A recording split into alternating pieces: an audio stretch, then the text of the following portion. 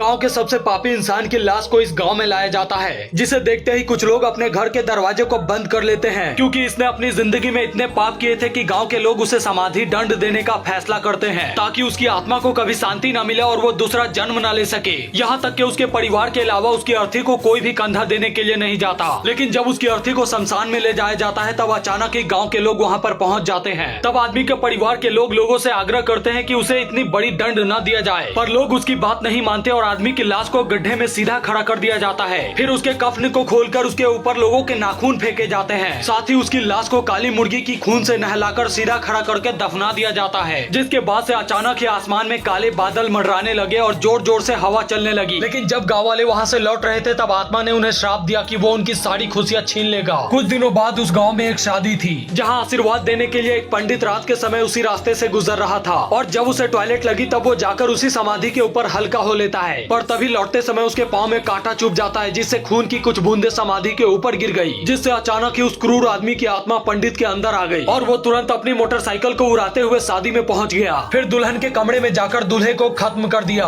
साथ ही अजीबोगरीब तरीके से हंसते हुए दुल्हन के खोपड़ी को बाल समेत उखाड़ लिया, जिससे दुल्हन वहीं तरप तरप कर मर गई। इस बात की पता चलते ही गाँव में पूरी तरह से अफरा तफरी मच गई और पुलिस ने उस पंडित को दोषी समझकर अरेस्ट कर लिया। पर उस आदमी की आत्मा सही सलामत समाधि में आ लौटी। गाँव के इस पापी इंसान को अस्थि दंड देने के बाद गांव में अचानक से मौतें होने लगी। इसलिए एक आदमी अपनी बेटी को बचाने के लिए मस्जिद के इमाम के पास गया। तब उन्होंने लड़की के लिए कुछ दुआएं की और उसके माता पिता को शमशान घाट में काली मुर्गी की बलि देने को कहा। इसीलिए रात के 10 बजे दोनों पति पत्नी पूरे विधि विधान से एक मुर्गे की बलि देकर चले जाते हैं। तब कुछ देर बाद गाँव का ही एक लड़का उस रास्ते से गुजर रहा था, और जैसे ही उसने सामने देखी उसके होश उड़ गए, क्योंकि जिस मुर्गे की बलि दी गई थी उस मुर्गे को पापी आदमी की आत्मा बड़े ही चाव से खा रही थी। इसलिए उसने अगले दिन ये बात गाँव के इमाम को बताई, जो सुनने के बाद इमाम भी दंग रह गए। तभी एक आदमी अपनी बेटी की शादी का कार्ड लेकर इमाम के पास आया। तब इमाम ने आदमी से वो शादी रोक देने को कहा, लेकिन आदमी नहीं सुनता। रात को शमशान में अचानक ही उस पापी आदमी की साइकिल उठ खड़ी हुई और फिर बिना किसी सवारी के पूरे गांव में चक्कर लगाने लगी। अगले दिन उस शमशान घाट की अस्थि के पास उसके परिवार के लोग आते हैं, और जब वो लोग उस साइकिल को वहाँ देखते हैं तब वो दंग रह जाते हैं। परिवार के लोग रोते हुए उसकी अस्थि पर मटन और दारू रखकर चले गए। कुछ देर बाद उसकी आत्मा बाहर निकली और बड़े ही चाव से दारू के साथ साथ मटन खाने लगी। अगले दिन उस गाँव में एक शादी थी, जहाँ से झगड़ा करने के बाद गांव का सरपंच रात को उसी रास्ते से गुजर रहा था। तभी उसे पेशाब लगी और वो नशे की हालत में जाकर उसी अस्थि के ऊपर हल्का होने लगा। लेकिन लौटते समय अचानक ही उसके पैर में कांटा चुभ गई, जिससे खून की कुछ बूंदे अस्थि के ऊपर गिर जाती है और जीवित हुई उस आदमी की आत्मा सरपंच के अंदर चली आती है। तब वो सरपंच तुरंत ट्रैक्टर को उड़ाते हुए उस शादी में पहुँच गया,